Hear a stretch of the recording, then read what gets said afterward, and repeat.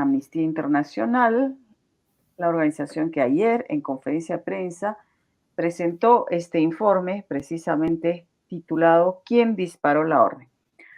Buenas noches, Madeleine. Muchas gracias por atender nuestro llamado. Bienvenida al Búho. Muchas gracias y buenas noches. Muy bien. Quisiera comenzar con esta pregunta que titula el informe, ¿no es cierto? Que dice, ¿quién disparó la orden? Que hace alusión a, en realidad, es como con doble significado, ¿no? Pero hablamos de la orden, de la cadena de mando, de la decisión de quién podía detener las muertes. Todos los titulares en la prensa hoy señalan que la conclusión es que la presidenta Dina Boluarte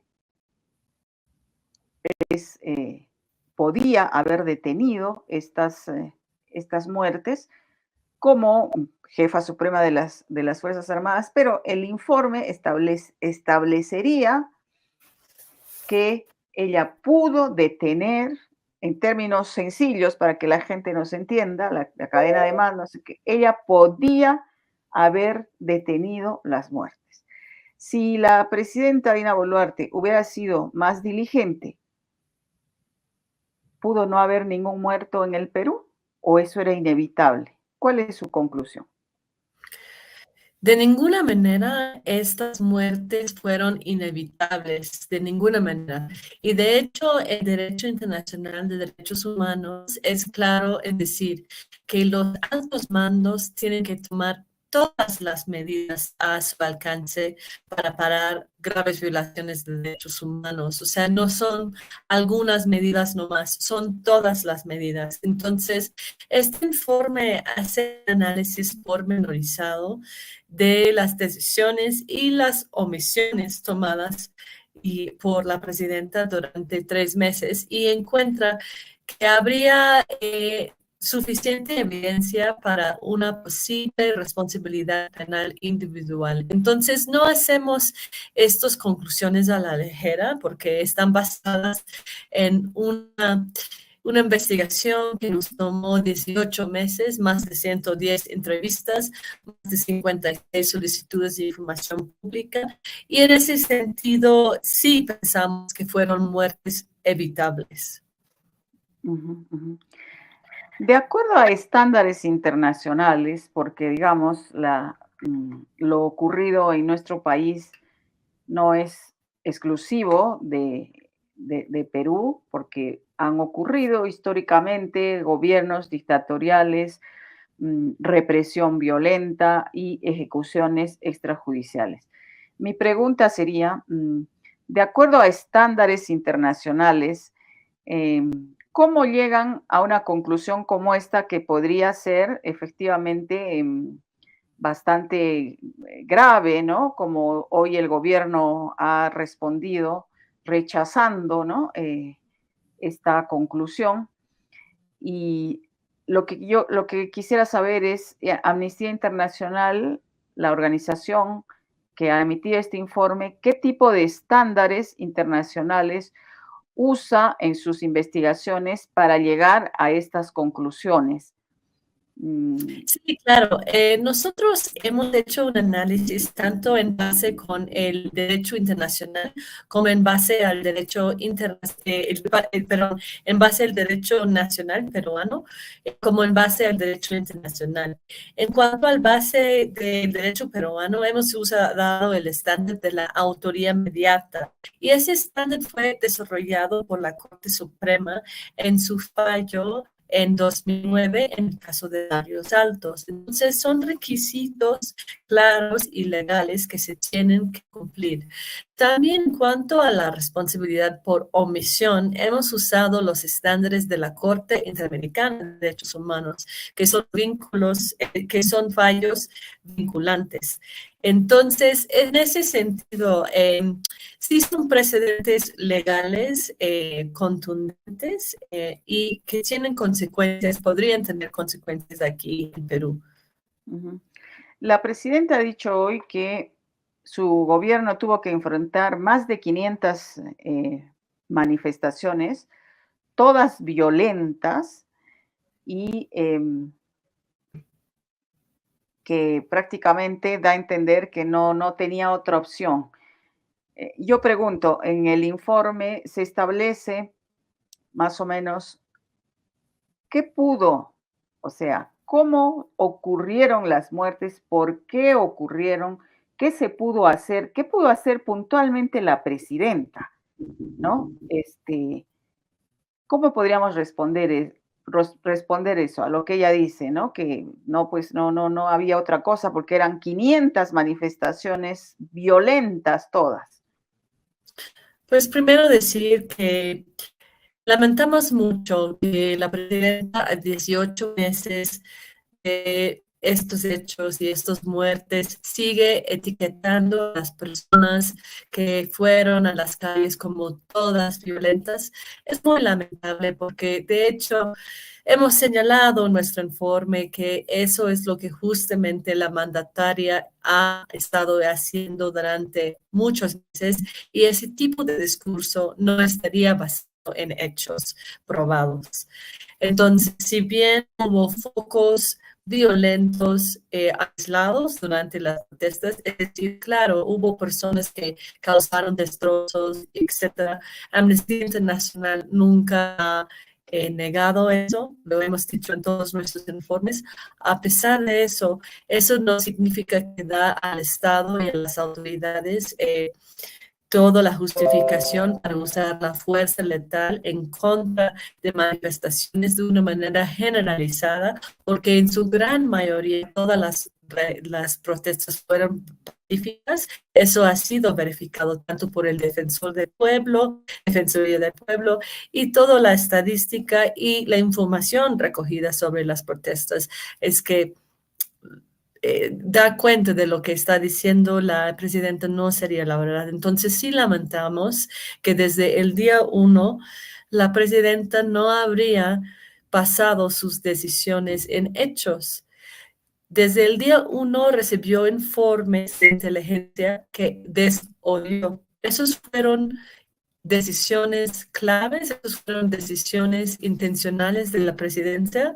Tuvo posibilidades de escuchar esos informes. ¿Qué decían esos informes? Decían que, pues, que el número de las personas en las calles no pasaban de 40,000 y no ameritaría un despliegue de las Fuerzas Armadas y que no habría pruebas de que las personas manifestantes tenían vínculos con terroristas ni criminales. Entonces, escuchar toda esa inteligencia y luego desoírla para sí pedir el despliegue de las Fuerzas Armadas es algo que se tiene que analizar y que el fiscal de la nación y los fiscales supremos que están a cargo de la investigación contra Dina Boluarte y sus ministros, pues pueden investigar. El presidente del Consejo de Ministros ha dicho que el gobierno no responde a ONGs, ¿no? En un gesto como de, digamos, desprecio, porque además etiqueta el gobierno a las ONGs como con una agenda de izquierda, globalista, le llaman, en fin. Yo quisiera, Madeleine, que nos cuentes un poquito la trayectoria de Amnistía Internacional, cuántos de estos tipos de investigaciones realizan, en qué situaciones en el mundo y cuáles sus logros que tienen a la fecha, como para que entendamos un poquito más cuál es, en todo caso, el objetivo de Amnistía Internacional de hacer este tipo de investigaciones y dar a conocer estos informes. Claro, Amnistía Internacional es una organización independiente que se estableció desde hace más de 60 años y existimos en más de 150 países en todo el mundo. No tenemos ningún vínculo político, no recibimos ningún financiamiento de ningún gobierno ni partido político en ninguna parte del mundo. Es decir, somos un movimiento totalmente independiente de cualquier credo, cualquier partido político, cualquier gobierno y a la vez nuestro mandato es un mandato imparcial que vigila el cumplimiento del derecho internacional de los derechos humanos. Es decir, nuestra metodología es una metodología rigurosa y ética que se basa en una revisión objetiva de los hechos. En todo momento hemos podido hacer llegar estos hallazgos como aportes. Nuestro rol es aportar información. Nuestro rol es dar análisis que puede ser fructífera para el uso de la labor del Ministerio Público de la Nación y ese es el objetivo de este informe. Es decir, nosotros no hacemos acusaciones penales, las acusaciones penales están en manos de la Fiscalía de la Nación, pero lo que sí señalamos es que es hora para ya llegar a la verdad, ya llegar a la justicia y la urgencia y la gravedad de estos hechos amerita acciones eh, muy prontas y exhaustivas en ese sentido. Amnistía Internacional, por ejemplo, ha hecho también quizá algunos informes en países que tienen gobiernos de izquierda, porque es la gran discusión acá, ¿no? Que este gobierno es más de derecha, digamos, y acusa de terroristas, de comunistas, etcétera, a sus opositores. Caso, no sé, de Nicaragua, de Venezuela u otros regímenes que tienen también problemas con el respeto a los derechos humanos. Sí, Amnistía Internacional hemos documentado durante años de manera continua a diferentes gobiernos en toda la región. Nosotros no hacemos calificativos sobre el estilo de gobierno de diferentes partes de la región porque no es nuestro mandato.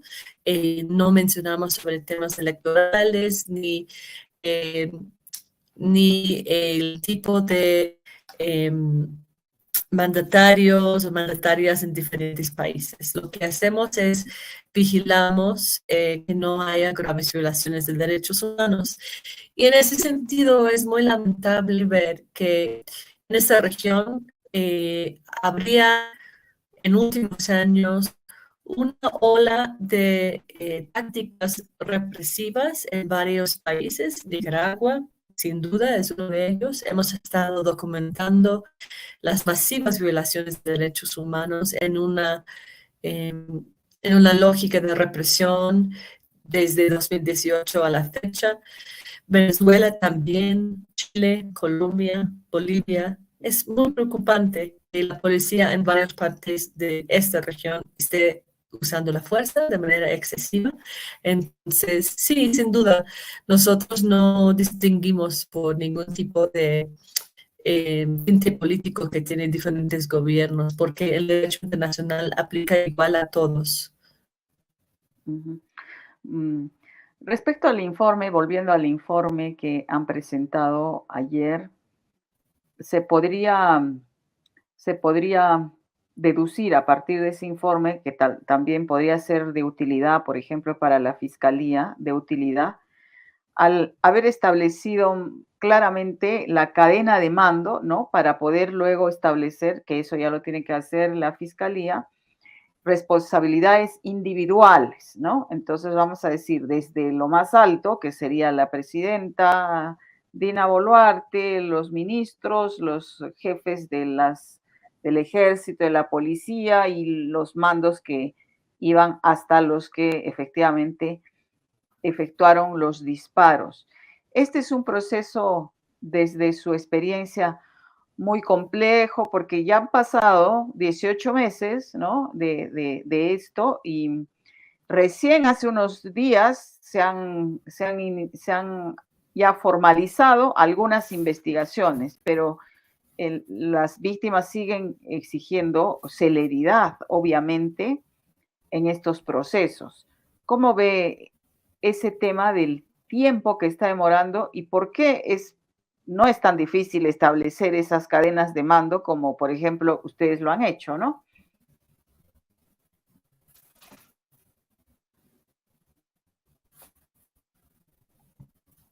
Madeleine,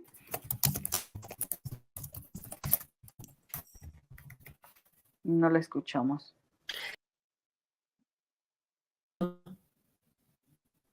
Ahí Sí, está, reconecta. Ahora sí. se ¿Me perdió escuchó un la momento. pregunta? La mitad. Decía, respecto al tiempo que las investigaciones están durando, ¿por qué estaría pasando esto? ¿O en su experiencia está demorando demasiado? Así como ustedes han podido establecer una cadena de mando claramente de las normas, de los documentos, la fiscalía también podría haberlo hecho. Este tipo de investigaciones realmente requieren tanto tiempo. Ha pasado 18 meses ya. Esa era la pregunta. Ah, ok. Entonces, bueno, o sea, sin duda es importante tomar en cuenta que hay cosas inmediatas que la fiscalía no hizo en su momento, no tomó, muy desafortunadamente no tomó todas las pruebas en el lugar de los hechos con la temporalidad necesaria en cuanto a policías y militares. Pero eso no quiere decir que hoy en día, ya con un cambio en el equipo especial de fiscales investigando a policías y militares, eso no quiere decir que no pueden avanzar, aunque sus antecesores quizás no habían avanzado en las primeras pericias con la debida agilidad que se habría querido. Hay muchas oportunidades para avanzar aún por la dimensión misma de los hechos, que los hechos fueron vistos, oídos y experimentados por múltiples testigos, con múltiples evidencias. Eso no hay que olvidarnos de eso. Hay múltiples oportunidades. No estamos hablando de un hecho donde nadie vio lo que pasó, un crimen, un crimen misterioso que es difícil de comprobar. Entonces, sí, hay muchísimo que se puede hacer. Y en cuanto a los fiscales supremos investigando a la presidenta, algo que no deberían tomar tanto tiempo, no sabemos si hasta el día de hoy se ha levantado el secreto de comunicaciones para pedir todo el registro telefónico de Dina Boluarte y ministros durante su momento. Son cosas que, claro, no deberían tomar 18 meses, ¿no? Ahora bien, hay cosas que apremian en cuanto a la cooperación internacional. Se necesita asistencia técnica a Perú, sin duda, para tener más peritos en medicina forense independiente, más peritos en balística independiente, y esos son procesos que se tendrían que seguir empujando desde la comunidad internacional y desde la Fiscalía de la Nación. Esas son cosas que quizás pueden tomar tiempo, pero hay cosas de inmediato que se podrían estar haciendo, sin duda. Ayer, durante la conferencia de prensa, hubo una pregunta de una colega periodista y después también lo hemos escuchado repetir eso mismo en algunos medios que son críticos a este informe, diciendo que ¿por qué solamente se ocupan de las violaciones de derechos humanos contra los manifestantes y no, por ejemplo, respecto a los policías que habrían sido heridos, un policía que murió en Juliaca, quemado vivo, dicen, ¿no? O los efectivos del ejército que se ahogaron en el río Ilave.